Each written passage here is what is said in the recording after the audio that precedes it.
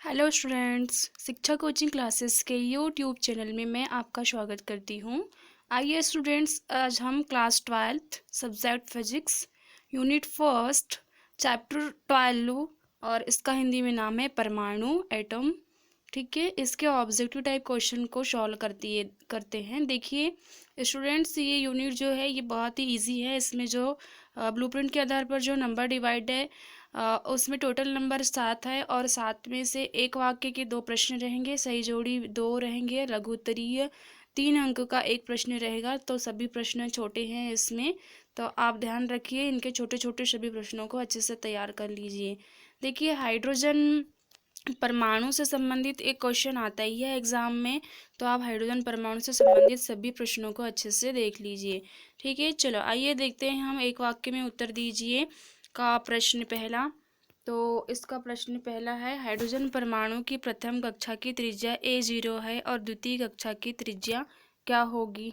देखिए जो हाइड्रोजन परमाणु है उसका रेखीय स्पेक्ट्रम प्राप्त किया गया। तो रेखीय स्पेक्ट्रम में जो प्रथम कक्षा की त्रिज्या है वो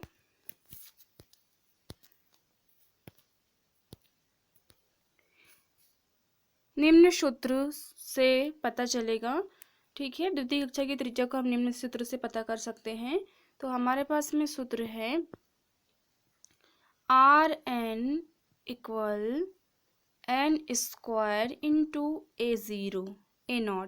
ठीक है, देखिए यहाँ पर हमको n की वैल्यू पुट करना है। अगर प्रथम के लिए बोलता है तो 1 रखना है और द्वितीय के लिए बोलता है तो 2 रखना है।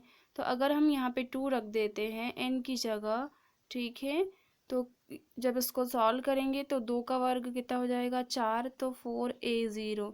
ठीक है, तो इसका आंसर क्या हो जाएगा, तो जो द्वितीय कक्षा की त्रिज्या है वो कितनी हो जाएगी 4A0, 4A0 भी पढ़ सकते हो आप। ठीक है, तो इस तरह से सूत्र आपको याद रखना है। अगर तीसरे कक्षा का पूछता तो यहाँ पे 2 की जगह क्या कर देते 3, तो यहाँ पे 2 के वर्ग की जगह क्या हो जाता 3 का वर्ग, तो फिर यहाँ पे 4 की जगह क्या आ जाता 9 आ जाता।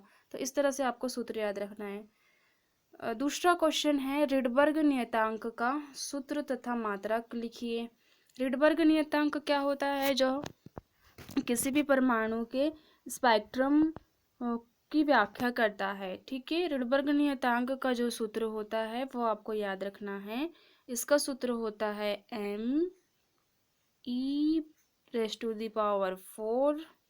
8 into epsilon 0 square into c into h³। ठीक है, ये है रिडबर्ग नियतांक का सूत्र। ठीक है, अब इसका मात्रक, तो इसका मात्रक होता है मीटर इनवर्स। ठीक है, metre inverse means m inverse. अब कैसे समझेंगे इसका मात्रक मीटर इनवर्स कैसे होता है, देखिए यहाँ पे इसका सूत्र क्या है आपके सामने है। ठीक है, तो इसके सूत्र में जब हम मान रखेंगे सभी के, तो कटने के बाद में हमारे पास में नीचे में 1 मीटर बचेगा, जो ऊपर जाने के बाद में क्या बन जाएगा इनवर्स बन जाएगा। तो रिडबर्ग नियतांक का मात्रक क्या हो जाएगा मीटर इनवर्स। एक परमाणु के नाभिक की त्रिज्या की कोटि बताइए। ठीक है, किसी भी परमाणु के जो नाभिक है उसकी त्रिज्या, ठीक है, किसकी त्रिज्या नाभिक की त्रिज्या की कोटि। तो जो नाभिक की त्रिज्या है उसकी जो कोटि होती है वो होती है 10⁻⁻15 की घात मीटर कोटि की होती है। ठीक है, नाभिक की त्रिज्या जो है वो 10⁻⁻15 मीटर कोटि की होती है, ध्यान रखना परमाणु के लिए। नेक्स्ट क्वेश्चन है, हाइड्रोजन परमाणु की स्पेक्ट्रमी रेखा का नाम बताइए जो पूर्णतः दृश्य भाग में स्थित है। देखिए पूर्णतः दृश्य भाग में स्थित जो स्पेक्ट्रमी रेखा है उसका नाम है बामर श्रेणी। क्या नाम है उसका, बामर श्रेणी। ठीक है, आइए स्टूडेंट्स, मैं इसके कुछ श्रेणियों के बारे में आपको बता देती हूँ, क्योंकि यहाँ से क्वेश्चन ज़्यादातर बनते हैं और इस टॉपिक से क्वेश्चन सेट किए जाते हैं बोर्ड एग्ज़ाम में। तो हाइड्रोजन स्पेक्ट्रम जो है उसमें पूरे मिला के 5 श्रेणियाँ बनती है। ठीक है, और इन 5 श्रेणियों में जो सबसे पहली श्रेणी होती है वो होती है लाइमन श्रेणी, दूसरी श्रेणी होती है बामर श्रेणी, तीसरी श्रेणी होती है पाश्चन श्रेणी, चौथी है ब्रैकेट श्रेणी और पांचवी है फुंड श्रेणी। तो जो लाइमन श्रेणी है वो लाइमन भौतिक शास्त्री के नाम पे रखा गया है, क्योंकि पराबैंगनी क्षेत्र में जो स्पेक्ट्रमी रेखाएं पड़ती हैं उसको हम लाइमन श्रेणी कहते हैं।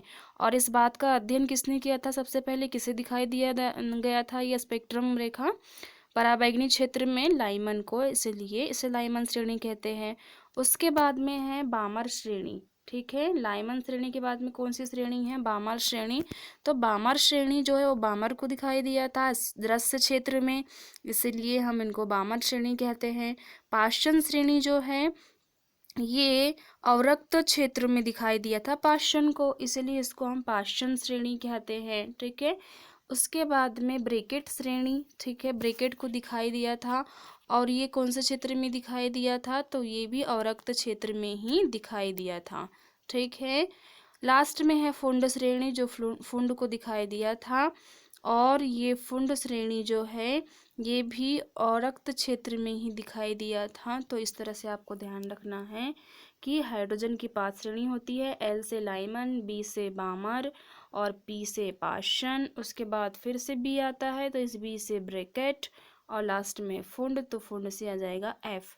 तो इस तरह से शॉर्ट में इनका क्रम याद रख सकते हो। ठीक है, Lyman, Balmer, Paschen, Brackett, Pfund, L B P B F. ठीक है, L B P B F.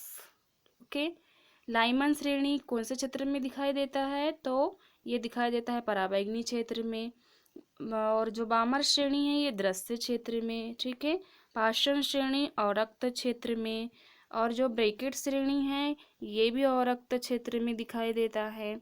ठीक है, और लास्ट में जो फुंड श्रेणी है ये भी अवरक्त क्षेत्र में ही दिखाई देता है, लेकिन बहुत दूर दिखाई देता है। ठीक है, इनकी दूरी जो है वो बढ़ते जाती है। नेक्स्ट क्वेश्चन है, परमाणु की संरचना का अध्ययन सर्वप्रथम किसने किया था। ठीक है, तो परमाणु की संरचना का सर्वप्रथम अध्ययन किसने किया था, तो जे थॉमसन ने किया था। किसने किया था, जे थॉमसन ने। ठीक है, आप पढ़ते हो क्लास 11th में भी पढ़े हो कि जो थॉमसन का परमाणु मॉडल है वो 1898 में आया था। ठीक है, 1898 में थॉमसन ने परमाणु मॉडल पेश किया था, और थॉमसन ने ये कहा था कि जो प्रत्येक परमाणु है वो एक धनावेशित गोला है। धनावेशित गोला है कहने का मतलब ये है कि जो परमाणु है, परमाणु में जो धनावेश है वो समान रूप से वितरित रहता है, तरबूज की बीज की तरह। ठीक है, कैसा तरबूज का बीज गुथा हुआ होता है बीच में, वैसे ही उन्होंने कहा था कि जो धनावेश है वो परमाणु में समान रूप से वितरित होता है, तरबूज के बीज की तरह गुथा हुआ होता है। तो ये बात थॉमसन ने कही थी, और सन 1898 में थॉमसन का परमाणु मॉडल आया था। उसके बाद रदरफोर्ड का परमाणु मॉडल आया, फिर बोर आया। इस तरह से एक दूसरे की कमियों को वो दूर करते गए। अब देखिए रदरफोर्ड के परमाणु मॉडल की कमियां पूछ रहा है, तो थॉमसन के बाद में 1911 में रदरफोर्ड आए। ठीक है, तो रदरफोर्ड ने अल्फा प्रकीर्णन का एक प्रयोग किया। उन्होंने अल्फा कणों को प्रकीर्णित करके देखा, उनके पास में कुछ निष्कर्ष निकल के आए। वो निष्कर्ष हमारे लिए आगे परमाणु के अध्ययन को बहुत ही सरल बना दिए, लेकिन कुछ कमियां थी।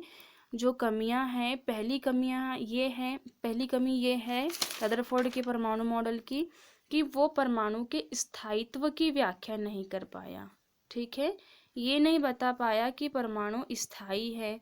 अभी हमें ज्ञात है कि परमाणु कैसा होता है, स्थायी होता है, अकाट्य होता है, सबसे छोटा कण होता है, इसे हम और अधिक छोटे भागों में काट नहीं सकते। जबकि रदरफोर्ड के अगर हम सिद्धांत के आधार पर देखें तो रदरफोर्ड ने ये कहा था कि जो परमाणु में जो इलेक्ट्रॉन है वो नाभिक के चारों ओर परिक्रमा करते हैं और सभी संभव कक्षाओं में परिक्रमा करते हैं।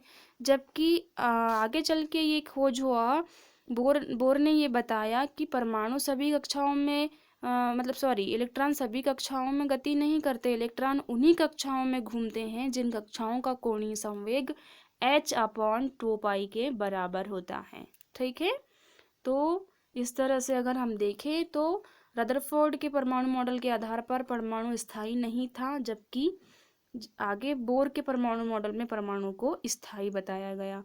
और दूसरी कमी क्या थी इसकी, तो इसकी दूसरी कमी थी कि इन्होंने परमाणु के स्पेक्ट्रम की, रेखीय स्पेक्ट्रम की व्याख्या नहीं कर पाए। किसकी व्याख्या नहीं कर पाए? परमाणु के रेखीय स्पेक्ट्रम की व्याख्या नहीं कर पाए।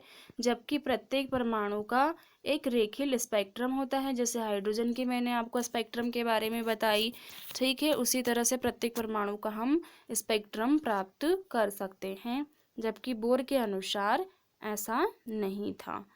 तो दो कमियां आपको याद रखना है। रदरफोर्ड का, सॉरी मैंने बोर बोल दी थी बीच में, सॉरी। रदरफोर्ड के परमाणु मॉडल की कमी आपको 2 पॉइंट याद रखना है। एक तो स्थायित्व की व्याख्या नहीं कर पाया परमाणु की, और दूसरा रेखीय स्पेक्ट्रम की व्याख्या नहीं कर पाया। नेक्स्ट क्वेश्चन है क्वेश्चन नंबर 6। हाइड्रोजन परमाणु की न्यूनतम कक्षा की ऊर्जा कितनी होती है? देखिए आपको अच्छे से ध्यान रखना है, न्यूनतम कक्षा की ऊर्जा पूछ रहा है। तो जो न्यूनतम कक्षा की ऊर्जा होती है वो हाइड्रोजन परमाणु की वो होती है -13.6 इलेक्ट्रॉन वोल्ट। कितना? -13.6 इलेक्ट्रॉन वोल्ट, ठीक है। कौन से मॉडल के अनुसार परमाणु धनावेश गोलीय मेघ है? देखिए भाई, अभी मैंने कुछ देर पहले बताई थी कि थॉमसन ने क्या कहा था सन 1898 में, कि जो परमाणु है वो धनावेशित गोला होता है, ठीक है, धनावेशों का एक गोलीय मेघ होता है। ऐसा किसने कहा था? थॉमसन ने कहा था, ठीक है। तो इसका आंसर क्या हो जाएगा? थॉमसन का परमाणु मॉडल, ठीक है। थॉमसन, कहीं कहीं टॉमसन भी लिखा रहता है, तो आपको ध्यान रखना है, दोनों शब्द एक ही होते हैं। तो थॉमसन का परमाणु मॉडल इसमें आंसर में आ जाएगा, ठीक है। चलो नेक्स्ट क्वेश्चन है, सही जोड़ी बनाइए। तो सही जोड़ी में देखिए सबसे पहले तो वो पूछ रहा है कि इलेक्ट्रॉनों का रेखीय संवेग कितना होता है। तो इलेक्ट्रॉनों का जो रेखीय संवेग होता है उससे संबंधित जो ऑप्शन है लास्ट में सही जोड़ी में NH/2π। परमाणु विद्युत रूप से कैसा होता है? उदासीन होता है। मतलब कहने का मतलब ये है कि जितने इलेक्ट्रॉन होते हैं उतने ही प्रोटॉन होते हैं किसी भी परमाणु में। तो समान मात्रा में धनावेश और ऋणावेश होते हैं, तो वे एक दूसरे को क्या कर देते हैं? उदासीन कर देते हैं, ठीक है। रिडबर्ग नियतांक, तो जो रिडबर्ग नियतांक का मात्रक है वो मीटर इनवर्स होता है, ठीक है। लाइमन श्रेणी, बामर श्रेणी, पाश्चन श्रेणी, देखिए अभी हमने इसके बारे में आपको बताया। तो जो बामर श्रेणी है वो किस क्षेत्र में दिखाई देता है? तो वो देता है दृश्य क्षेत्र में दिखाई देता है, ठीक है। जो लाइमन श्रेणी है वो कहाँ दिखाई देता है? पराबैंगनी क्षेत्र में। और जो पाश्चन श्रेणी है वो कहाँ दिखाई देता है? अवरक्त क्षेत्र में। अच्छे से ध्यान रखना है, हाइड्रोजन श्रेणी से संबंधित क्वेश्चन आता ही है, तो आपको पढ़ के जाना है अच्छे से, ठीक है। लाइमन कहाँ दिखाई देता है? पराबैंगनी क्षेत्र में। बामर कहाँ दिखाई देता है? दृश्य में। पाश्चन कहाँ दिखाई देता है? अवरक्त में। देखो अभी हमने आपको बताए थे LBP-BF, ठीक है। वे इजी है, आप अपने से शॉर्ट बना सकते हो। LBP, देखिए LBP-BF, आप पी को अलग ही रखिए। तो लाइमन, फिर बामर, फिर पाश्चन, फिर ब्रिकेट, फिर फुंड। तो लाइमन कहाँ दिखाई देता है? पराबैंगनी में, अल्ट्रावायलेट, ठीक है, अल्ट्रावायलेट फील्ड में दिखाई देता है। और जो बामर है वो कहाँ दिखाई देता है? विजिबल फील्ड में, मतलब कि दृश्य क्षेत्र में। और जो पाश्चन है वो कहाँ दिखाई देता है? अवरक्त क्षेत्र में, मतलब इंफ्रारेड फील्ड में। तो इंफ्रारेड के लिए क्या आ जाएगा? आई। और ये भी इंफ्रारेड में दिखाई देता है, ये भी इंफ्रारेड में दिखाई देता है। मतलब ये थोड़ा पास रहता है, ये फिर उससे दूर, फिर ये सबसे दूर। तो अति दूर वाला जो क्षेत्र होता है अवरक्त क्षेत्र, उसमें ये दिखाई देता है फुंड श्रेणी। तो आपको ध्यान देना है कि इस तरह से आप एक शॉर्ट फॉर्म बना लीजिए, तो आपको कभी भी कंफ्यूजन नहीं होगा, भूलोगे नहीं। UV, III और LBP-BF, वेरी नाइस। देखिए आप अपने हिसाब से शॉर्ट फॉर्म बना सकते हैं, पर मैंने इस तरह से बनाया है, तो ये भी काफ़ी इजी है। LBP-BF, UV, III। Okay students, तो ये थे आपके ऑब्जेक्टिव टाइप क्वेश्चन, ठीक है। यूनिट 8 परमाणु तथा नाभिक के, तो नाभिक वाला चैप्टर यहाँ से हटा दिया गया है। अब आपका एक ही यूनिट बचा है जिसके हम objective type question next video में करवाएंगे। और फिर इस तरह से आपके सभी ऑब्जेक्टिव टाइप क्वेश्चन के जो मतलब लेक्चर है वो ख़त्म हो जाएंगे। उसके बाद हम 2 नंबर 3 नंबर और जो बड़े क्वेश्चन हैं, ठीक है, उनके उनके सॉल्यूशन आपको बताएंगे हम, और साथ में आपको पीडीएफ भी दे देंगे। तो जब तक के लिए आप ये ऑब्जेक्टिव टाइप क्वेश्चन को सॉल्व करिए, ठीक है स्टूडेंट्स। तो तब तक के लिए मैं आपसे विदा लेती हूँ। Bye bye.